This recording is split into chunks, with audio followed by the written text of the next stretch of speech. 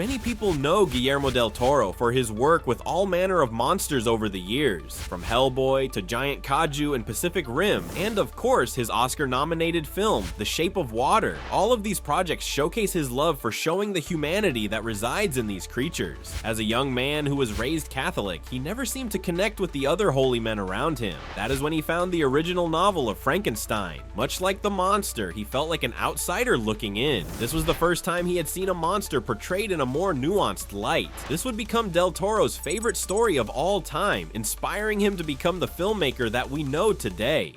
Once Del Toro made his big splash with the 2 Hellboy films, he thought his next step would be to finally make his favorite story come to life in 2008. His original plan was to have a 4-part miniseries as the framework for the story so that no part of the novel would be left out. This would unfortunately fall apart and morph into a different project. This would be the first of many failed attempts for him to make his mark on this classic tale. In 2014, he talked about what was truly stopping him from making this film, and it was himself.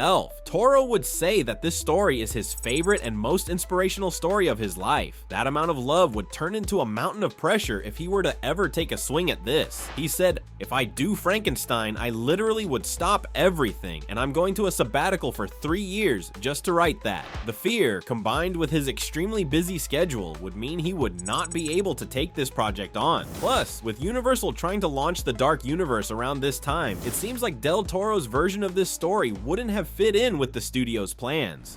But now, Guillermo del Toro's Frankenstein adaptation is coming via Netflix. After decades of waiting and thinking, Toro finally feels he is ready to tackle his most daunting film to date. The film will be a straight adaptation of Mary Shelley's novel. Oscar Isaac will be playing the role of Victor Frankenstein, with Jacob Elordi playing the monster himself after iterations with Andrew Garfield and Doug Jones as the creature fell through. The film will be released in November of this year, meaning that fans will not have to wait too long to see a project that has been in the works for decades. Toro's blend of practical monster prosthetics with his passion for telling human stories in a non-human world seems almost too perfect for a story like this.